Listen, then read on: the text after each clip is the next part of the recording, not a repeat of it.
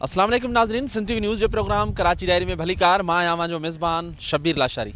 नाज़रीन, वफ़ाक़ी सरकार पारां हिकु दफ़ो ॿीहर सिंध जूं जेके टे वॾियूं इस्पतालूं आहिनि जंहिंमें जना इस्पताल, NICVD ऐं NICH, इन्हनि टिनी इस्पताल जो कंट्रोल संभालण लाइ इस्पताल जी इंतिज़ामिया खे हिकु लेटर लिखियो वियो आहे, नोटिफिकेशन जारी कयो वियो आहे त हाणे इन्हनि टिनी इस्पतालनि जो जेको कंट्रोल आहे उहो सिंध हुकूमत वटि न पर वफ़ाक़ वटि हूंदो। उनखां पहिरीं बि वफ़ाक़ी सरकार पारां अहिड़ो लेटर लिखियो वियो हो ऐं उनखां पोइ जेको आहे सिंध हुकूमत ऐं वफ़ाक़ी सरकार विच में नेगोसिएशन्स थियूं हुयूं, जंहिंखां पोइ वफ़ाक़ी काबीना इहो फ़ैसिलो कयो त इहे टई इस्पतालूं वफ़ाक़ पंहिंजे कंट्रोल में वठण बजाए सिंध हुकूमत वटि रहणु ॾींदो, छाकाणि त सिंध हुकूमत जो वरी मौक़िफ़ इहो आहे त अरिड़हीं तरमीम खां पोइ 2011 खां पोइ इहे टई इस्पतालूं जेके आहिनि उहे सूबाई हुकूमत जे कंट्रोल हेठि आहिनि ऐं हिन वक़्तु ताईं सिंध हुकूमत इन्हनि टिनी इदारनि ते अरबें रुपया ख़र्च कया आहिनि ऐं टई जेके इदारा आहिनि उन्हनि खे मिसाली इदारो बणाए ॾेखारियो आहे ऐं न रुॻो सिंध पर मुल्क जे चइनी सूबनि समेत दुनिया जे ॿाहिरियुनि मुल्कनि जा माण्हू बि NICVD जहिड़े इदारे में अची पंहिंजो इलाजु कराइनि था ऐं इहे इदारा जेके आहिनि मिसाली इदारा आहिनि ऐं तंहिंजे करे वफ़ाक़ी सरकार जी सिंध जे इन्हनि इदारनि ते अखि आहे। ॿिए तरफ़ सिंध हुकूमत जो इहो बि मौक़िफ़ आहे त सिंध सरकार 2011 खां वठी हींअर ताईं अरबें रुपया इन्हनि इदारनि ते ख़र्च कया आहिनि ऐं वफ़ाक़ी सरकार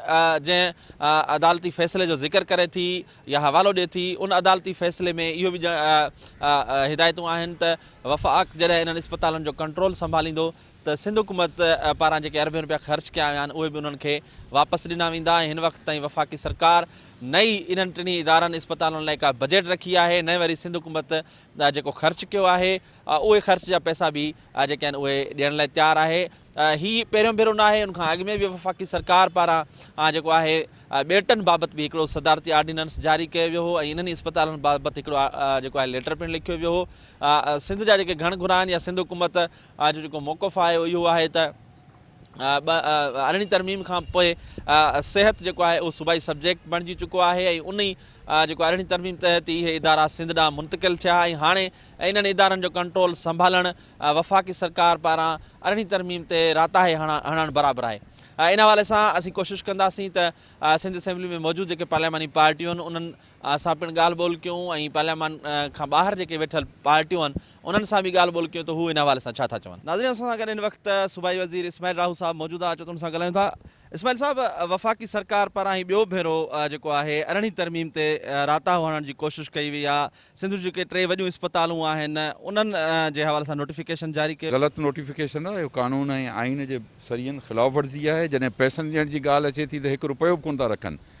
इहा एफर्ट ही फस्ट भेरो कोन थी आहे, इहे अॻु में बि केतिरा भेरा वफ़ाक़ी हुकूमत जेको आहे सो इन्हनि इस्पतालनि खे फॿाइण जी केतिरा भेरा कोशिशि करे चुकी आहे, पर जॾहिं पैसनि ॾियण जी ख़र्च करण जी ॻाल्हि अचे थी त पोइ जेको आहे सो उहे हथ कढी था वञनि।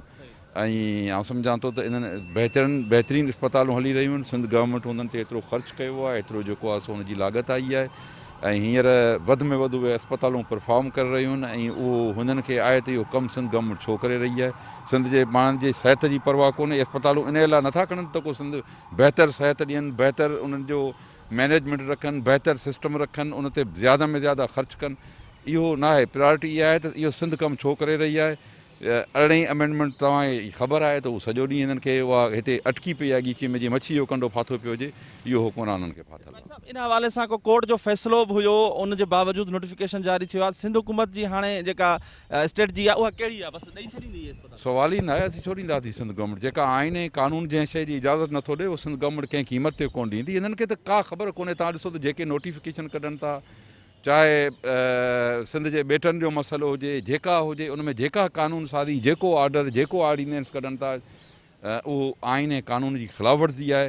इतफ़ाक़ सां बदकिस्मती आहे त अहिड़ा नाहियल ॼट अणपढ़ियल हुक्मरान आहिनि पाकिस्तान ते। नाज़रीन, असां सां गॾु हिन वक़्तु TLP मेंबर मुफ्ती क़ासिम फ़खरी साहब मौजूद आहे, अचो उन सां ॻाल्हायूं था। क़ासिम साहब, वफ़ाक़ी सरकार वज़ीर-ए-आज़म इमरान खान जैसे आए हैं, एक मरतबा फिर पहले भी उन्होंने ये नोटिफिकेशन जारी किया था, विड्रा कर लिया था, अभी एक मरतबा फिर उन्होंने सिंध के 3 बड़े हॉस्पिटल जो है उनका कंट्रोल संभालने के लिए नोटिफिकेशन जारी किया है। आप नहीं समझते ये 18वीं तरमीम पे शबखून है? जी बिल्कुल शबखून है ये, और अभी बात तो मुसल्लम है कि जिस पे इमरान का हाथ लगेगा वो तबाह व बर्बाद होगा। जो निज़ाम था, जैसा था, जिस तरह था वो भी समझ में नहीं आ रहा था, मगर अब जब इमरान ने हाथ लगाया तो अब तो तब्दीली दोबारा आएगी और ऐसी तब्दीली आएगी कि उसका सत्यानाश कर देगा ये, क्योंकि ये जिस बात पे लगाता है, किसी भी चीज़ का ये एक्शन लेता है या किसी भी चीज़ को अपने हाथ में लेता है तो फिर ऐसा लेता है कि फिर वो नज़र ही नहीं आता। नाज़रीन, असां हिन वक्त मुत्तहिदा पाकिस्तान जो MP जावेद हनीफ साहब मौजूद है। जावेद भाई, ये वफाकी सरकार ने एक मरतबा फिर सिंध के जो 3 बड़े हॉस्पिटल्स हैं उनको अपने कंट्रोल में लेने के लिए नोटिफिकेशन जारी किए। आप नहीं समझते कि 18वीं तरमीम पे शब खून है क्या? देखिए, 18वीं तरमीम हो या नहीं हो, ये जो सब्जेक्ट है हेल्थ का, ये हमारा प्रोमिसेस का राइट है, प्रोमिसेस को मिलना चाहिए। अनफॉर्चुनेटली सुप्रीम कोर्ट ने एक छोटे से एक इशू का सहारा लेते हुए एक आर्गूमेंट इस किस्म का डेवलप किया है कि जी जो इदारों में रिसर्च होती है, जो टीचिंग हॉस्पिटल हैं, वो फेडरल गवर्नमेंट के होने चाहिए, विच इज़ अ रॉन्ग, मेरे नज़दीक जो है एक गलत के नाम है परसेप्शन है। हेल्थ जो है प्रोविंशियल सब्जेक्ट है और जितने भी हेल्थ के इदारे हैं प्रोविंस के पास होते हैं, और ये लोकेट सिंध के अंदर लोकेट कर रहा है। सिंध गवर्नमेंट इसको ज़्यादा बेहतर लुक आफ्टर कर सकती है। फेडरल गवर्नमेंट से वहाँ से लोगों को आके यहाँ पर अगर इसको ऑर्गेनाइज़ करने की या मैनेज करने की कोशिश करेंगे, उनके लिए मुश्किल है। जो पास्ट एक्सपीरियंस हमने देखा है, ये इदारे इतने बड़े इदारे थे, इतने अच्छे इदारे थे, लेकिन आहिस्ता आहिस्ता ख़राब होते चले गए। उस ज़माने में सारे फेडरल गवर्नमेंट के इस्तेमाल में थे ये। सिंध गवर्नमेंट ने बेहतरी की कोशिश की, अल्लाह के इसमें बहुत गुंजाइश है, बहुत इसके अंदर गुंजाइश मौजूद है, लेकिन सिंध गवर्नमेंट भी उसको प्रॉपरली मैनेज नहीं कर पा रही है उसके अंदर। लेकिन ये कि एटलीस्ट सिंध के लोगों का, सिंध के अवाम का, उनका राइट है कि अपने इदारों की, अपने जो इदारे हैं उनका तहफ़्फ़ुज़ करे, उनको बनाए और उनको बेहतर करे। तो ये जॉब सिंध के लोगों का है। नाज़रीन, असां हिन वक्त PTI अॻवान हलीम आदिल शेख साहब मौजूद आहे। अचो तुम सां ॻाल्हायूं। शेख साहब, वफ़ाकी सरकार पारां हिकु दफ़ो ॿीहर 3 इस्पतालनि ते कंट्रोल लाइ जेको नोटिफिकेशन जारी कयो वियो आहे, सिंध हुकूमत जो चवणु आहे त इहा 18वीं तरमीम ते इहो राताओ आहे, छा चवंदो? सिंध हुकूमत जो मां सम्झां थो त इहो ख़बर हुजणु घुरिजे त इहो सुप्रीम कोर्ट ऐं हाई कोर्ट जे ऑर्डर जे तहत इम्प्लीमेंट थियो आहे। पहिरीं हाई कोर्ट कयो, चयो त इनखे संभालियो, पोइ सुप्रीम कोर्ट इनखे उनखे ऑर्डर खे कंटिन्यू कयो। हाणे सुप्रीम कोर्ट जे ऑर्डर जे तहत जेके हॉस्पिटल संभालियूं था, त पोइ कहिड़ो राताओ थी वियो? ठीकु आहे, अॻु में बि त वफ़ाक़ वटि हूंदा हुआ न। इहो बाक़ी करप्शन जेकी थी आहे, अरबे रुपए जी करप्शन NICVD में थी आहे, मां सही चाहियां त इन्हनि जी करप्शन हलंदी रहे ऐं असां सुप्रीम कोर्ट जे तहत इहे कयूं पिया। इंशाअल्लाह वधीक सुठियूं फैसिलिटीज़ मिलनि। नाज़रीन, असां सां गॾु हिन वक्त GDA MP आरिफ मुस्तफ़ा जतोई साहब मौजूद आहे। अचो तुम सां ॻाल्हाईंदा। जतोई साहब, ही ॿियों भेरो वफ़ाकी सरकार पारां सिंध जूं जेके 3 वॾियूं इस्पतालूं आहिनि उन्हनि खे तहवील में वठण लाइ, कंट्रोल उन्हनि जो वठण लाइ नोटिफिकेशन जारी कयो वियो आहे। तव्हां नथा सम्झो त ही 18वीं तरमीम ते राताओ आहे? सही, अरणी तरमीम 5 जात आहे, भले आहे, पर सही अगर वफ़ाक़ पैसा ख़र्च करण लाइ तैयार आहे त असांखे त ख़ुशि हुजणु खपे। छाकाणि त जो हो बजट जो सिंध गवर्नमेंट ख़र्च करे थो, को ॿियो इस्पताल ठाहे। मुंहिंजो ज़िले में को इस्पताल न आहे, भले ही जो 3 इस्पताल आहिनि वफ़ाक़ी हुकूमत खे हवाले कई वञे, ऐं पोइ मुंहिंजो ज़िले में हिकु सिंध गवर्नमेंट इस्पताल ठाहे, या खैरपुर में हिकु इस्पताल ठाहे, या दादू में ॿियो इस्पताल ठाहे। ये जो ख़ुशख़बरी आहे कि वफ़ाक़ी हुकूमत पंहिंजो ख़र्च सां इस्पताल सिंध मां हलाइण जे लाइ तैयार आहे। अगर इमरान खान सिंध मां ख़र्च करण जे लाइ तैयार आहे तो ख़ुशनसीब ॻाल्हि आहे न। नाज़रीन, असां गॾु हिन वक्त GDA MP नुसरत सहर अब्बासी साहिबा मौजूद आहे। अचो तुम सां ॻाल्हायूं था। मैडम, वफ़ाकी सरकार हिकु दफ़ो ॿीहर 3 जेके वॾियूं इस्पतालूं आहिनि सिंध जूं, उन्हनि जो कंट्रोल संभालण लाइ लेटरबाज़ी कई आहे। तव्हां नथा सम्झो त इहा वफ़ाक़ तरफ़ां 18वीं तरमीम ते जेको आहे इहो राताओ आहे? ॾिसो अदा, अवल त न वञिणो खपे। असां पाण इन शइ खे सम्झूं था त इहा 18वीं तरमीम जे हवाले सां सिंध जी हुआ, पर मूंखे इहा ॻाल्हि ॿुधायो, 18वीं तरमीम जे हवाले सां 2010 खां वठी तमामु डिपार्टमेंट सिंध जे हवाले थिया आहिनि। पोइ छा 2010 खां वठी हिन महिल ताईं सिंध में, मां गैस जो उन ॾींहुं ॻाल्हि कई त गैस बि असांखे मिलणी खपे हा। 18वीं तरमीम खां पोइ हिननि जी न हुकूमत पीपुल्स पार्टी जी, त हुन महिल सदर ज़रदारी इहो चाहे हा त इहो सॼी शयूं असांखे ऐं असां हिन महिल रहूं न हा, वफ़ाक़ जी तरफ़ां रड़ियूं करे दाऊं न हा। असल में सिंध गवर्नमेंट पाण हिन क़ाबिल न रही आहे, हुननि में उहा कैपेबिलिटी नहीं आहे जो उहे हिन इदारनि खे संभाले ऐं सही तरीक़े सां उन्हनि खे हलाए सघे। इन करे जेका करप्शन जी हिकिड़ी जहान हली पियो आहे, हॉस्पिटल जी तव्हां हालत त ॾिसो, जेके सिंध हुकूमत जे हवाले हॉस्पिटल्स आहिनि हालत त ॾिसो न तव्हां, त उते जेको बजट थो अचे उहो बजट काॾे थो वञे, उते दवाऊं आहिनि उहे दवाऊं काॾां ॿाहिरि थियूं विकिणनि। आई विटनेस वेठा आहिनि, वीडियो थी वञे, तव्हांजो चैनल सॼो ॾींहुं थो ॾेखारे। सो बहरहाल आहे, वफ़ाक़ हुजणी सिंध वटां खपे, पर ॻाल्हि इहा आहे त जेकॾहिं सिंध हिननि खे सही तरह हाणे NICVD जंहिंजे लाइ सॼो ॾींहुं वेठो बिलावल हर जाइ ते ॻाल्हाए, मूं वटि उहे डॉक्यूमेंट्स पिया आहिनि अंदरूनी तौर ते केतिरी करप्शन थी आहे। ईअं त न कयो। जेकॾहिं इदारनि खे अहिड़े तरीक़े सां जेके सुठा इदारा जंहिं कंहिं शख़्सियत जे करे हिन सिंध सूबे खे मिला, हिननि में पाण में आहे एबिलिटी जो अहिड़ो कोई इदारो पंहिंजो गवर्नमेंट लेवल ते हलाइनि। हे त शख़्सियतूं आहिनि जिन्हनि इन्हनि शयुनि खे एतिरो वधायो। सो उन्हनि जे इदारनि खे सही तरह हलाए न सघनि, उन्हनि में करप्शन थिए त पोइ वफ़ाक़ लाज़मी आहे चवंदो न त बाबा हाणे तव्हां जेकॾहिं इन्हनि खे बि कंदो करप्ट त बहितर असां हलायूं। त बहिराण ॾिसूं था अॻिते कोर्ट में हो बि विया आहिनि, अॻिते डिसीजन छा थो अचे अचण वारो वक़्तु। नाज़रीन सां गॾु हिन वक्त PPMP साजिया जावेद मौजूद है। साजिया, वफाकी सरकार ने एक मरतबा फिर हॉस्पिटल्स को अपने कंट्रोल में लेने के लिए जो है वो नोटिफिकेशन जारी कर दिया है। कैसे समझते हैं ये 18वीं तरमीम पे शब खून नहीं है? 18वीं तरमीम पे शक खून तो है, लेकिन मैं नालायकों और नाअहलों के साथ क्या करूं? जो इस वक्त मुल्क में मुसल्लद हैं वो एक नालायक हैं, एक नाअहल हैं। वो बता रहे हैं कि जी सुप्रीम कोर्ट का फ़ैसला, लेकिन सुप्रीम कोर्ट का मुकम्मल फ़ैसला भी पढ़ा जाए, उसमें लिखा है कि जो सिंध हुकूमत ने इन अस्पतालों में ख़र्चा किया है पहले वफाक वो अदा करे और उसके बाद फिर अस्पतालों का कंट्रोल संभालें। अव्वल तो 18वीं तरमीम के बाद हेल्थ जो है वो सूबाई सब्जेक्ट है, लेकिन चलें जो हमने ख़र्चा किया है वो तो अदा कर दें और फिर चला के दिखाएं। जहाँ 7 साल से हुकूमत है, जहाँ सेहत कार्ड बँट रहे हैं और मरीज़ों को कुछ नहीं मिल रहा, तो इन अस्पतालों का भी यही हाल होगा। तो बराए मेहरबानी बिल्कुल ठीक है, आप अस्पताल लेना चाहते हैं लें, लेकिन जो ख़र्चा हुआ है उसकी अदायगी करें। नाज़रीन सां गॾु हिन वक़्तु PTI MP जमाल सिद्दीकी साहब मौजूद आहे। अचो सां ॻाल्हायूं था। जमाल साहब, वफ़ाक़ी सरकार पारां हिकु दफ़ो ॿीहर सिंध जूं जेके 3 अस्पतालूं आहिनि, वॾियूं अस्पतालूं, उन्हनि खे पंहिंजे कंट्रोल में वठण लाइ नोटिफिकेशन जारी कयो वियो आहे। 18वीं तरमीम खां पोइ सिहत वारो जेको खातो आहे या शोबो आहे उहो सूबाई सब्जेक्ट बणिजी वियो आहे। वफ़ाक़ आख़िर सिंध जे अस्पतालुनि ते नज़रूं छो विधियूं आहिनि? ॾिसो, अगरि सिंध हुकूमत हर ॻाल्हि खे इन अंदाज़ में सोचंदी त को वफ़ाक़ सिंध जे अस्पतालनि ते कब्ज़ो करण जी कोशिशि थो करे, त पोइ कब्ज़ो करण जी जॾहिं नियत हूंदी त पोइ सिंध हुकूमत ते कब्ज़ो कंदासीं न। त उनजे लाइ ऑर्डिनेंस बि इलाही सारा जारी कंदासीं, उन में कानून में गुंजाइश बि आहे। त पोइ सिंध हुकूमत बार बार ही नंढी ॻाल्हि छो थी करे? वफ़ाक़ी हुकूमत जी कोशिशि इहा आहे त जेका आवाम जी बेसिक फैसिलिटीज़ जा जेका इदारा आहिनि उन्हनि खे इम्प्रूव कयो वञे। मां सम्झां थो कि अगरि वफ़ाक़ सिंध जी मदद करण थी चाहे ऐं कंहिं ग्रांट जे थ्रू, कंहिं अस्पताल जी तरक़ी जे थ्रू उन अस्पताल में वधीक इस्लाहात करण जे लाइ अगरि को क़दम खणण थी चाहे त सिंध हुकूमत खे त खपे वफ़ाक़ सां वेहनि, छाकाणि त सूबे जे अस्पतालनि जी तरक़ी जो मामिलो आहे, सूबे जे फ़ाइदे जो मामिलो आहे, सूबे जे अवाम जे फ़ाइदे जो मामिलो आहे। पोइ हिन ॻाल्हि में खीचातानी करण सां फ़ाइदो कंहिंखे कोन मिलंदो।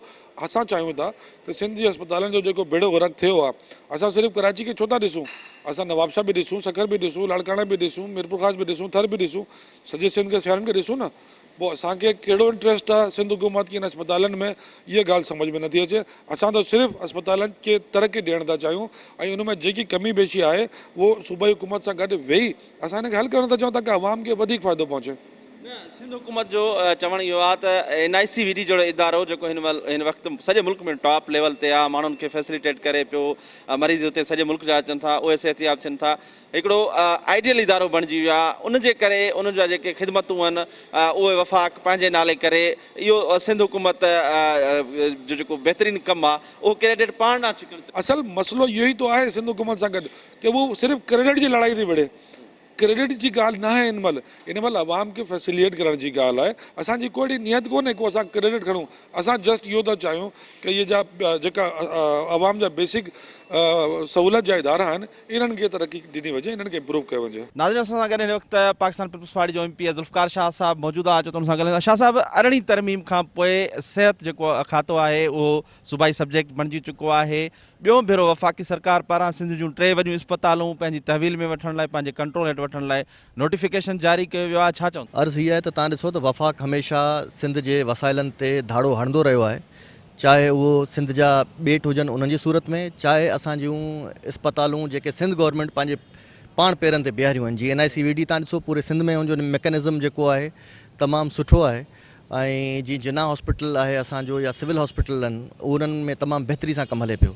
त हीअ अॼु जी ॻाल्हि कान्हे, कॾहिं हू को तरीक़ो इस्तेमालु कनि था, कॾहिं को तरीक़ो इस्तेमालु कनि था। इंशा अल्लाह ताला ही आउं सम्झां थो 18वीं तरमीम खां पोइ सूबे जो हक़ आहे हिन शयुनि ते ऐं सूबे जा माण्हू ई आहिनि ऐं वफ़ाक़ जा माण्हू थिए में वफ़ाक़ त इस्लामाबाद थियो त हुननि खपे त पहिरीं पंहिंजे मुल्क में जेके ॿियूं शयूं आहिनि उन्हनि खे त बहितर कनि जेका महांगाई थी वई आहे उन खां पोइ अची अस्पतालूं या ॿियूं शयूं उन्हनि ते बहितरी वठी अचनि। ने एक मरतबा फिर 3 हॉस्पिटल जो हैं वो अपने कंट्रोल में लेने के लिए नोटिफिकेशन जारी कर दिया है, क्या समझते हैं ये 18वीं तरमीम पे नहीं? मैं समझती हूँ कि हमारी उनसे सिर्फ आइनी ही चपकलिश है, अदरवाइज़ तो वो किसी और चीज़ के काबिल नहीं है। मुस्तकिल वो पाकिस्तान के आइन की ख़िलाफ़ वर्जी कर रहे हैं, चाहे जज़ीरों का मामला हो, चाहे CCI की मीटिंग हो या नेशनल इकनॉमिक काउंसिल की मीटिंग हो या हमारा फेडरल ट्रांसफ़र जो बनता है उसकी हो या क्वार्टरली जो हमें देते हो, हमारी टोटल उनसे इसी बात की है। और मैंने कल भी कहा था कि ये गवर्नमेंट डेली वेजेस पे चल रही है, इसके पास करने को कुछ नहीं है, ये रोज़ इस तरह का फीलर छोड़ती है।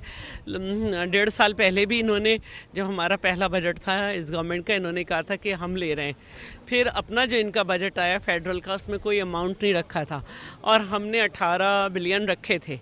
और जिन हॉस्पिटल्स को साकिब निसार भी तारीफ़ कर चुके हैं, ये फिर शुरू हो गए इनको ये। अच्छा, इसी में मैं जोड़ती हूँ जो इनकी एडमिशन बेईमानी की पॉलिसी है कि ये इसके अंडर चलने वाले यूनिवर्सिटी के अंडर चलने वाले ये हॉस्पिटल्स हैं और ये बहुत गलत कर रहे हैं और ये एक बड़ा तूफ़ान बनेगा। यार वफ़ाक़ी सरकार सिंध जूं जेके 3 वॾियूं अस्पतालूं आहिनि उन्हनि जो कंट्रोल संभालण लाइ नोटिफिकेशन जारी कयो आहे, कॾहिं बेटनि जे लाइ नोटिफिकेशन जारी कयो थो, कॾहिं सिंध जूं वॾियूं अस्पतालूं कंट्रोल में आणण लाइ नोटिफिकेशन जारी कयो थो, कीअं था चओ? तव्हां बिल्कुलु सही ॻाल्हि कई आहे। ॾिसो, नाअहल हुकूमत ऐं नाअहल PTI जो वज़ीर आज़म जेको सिलेक्टेड आहे, कठपुतली आहे, उहो तव्हां पाण ॾिसो त हिकु त अपोज़िशन खे जेॾीमहिल बि वेहे थो पंहिंजी कैबिनेट में या किथे बि मीटिंग करे थो या पंहिंजे घर में लान में वेठो आहे वॾो बादशाह बणी, उन में इहे ई ॻाल्हि थो करे कि अपोज़िशन को किसी भी सूरत में आगे नहीं बढ़ना, उसको धक्का देना। उन खां पोइ पीपुल्स पार्टी जी हुकूमत आहे सिंध सूबे में, त हाणे सिंध सूबे में उन्हनि खे परेशान करण जे लाइ, उन्हनि खे तंग करण जे लाइ मुख़्तलिफ़ इशूज़, कॾहिं अस्पतालनि ते कब्ज़ो ऑर्डिनेंस कढाए थो, कॾहिं बेटनि ते सदारती ऑर्डिनेंस कढाए थो, इहे बि ख़तमु थी विया।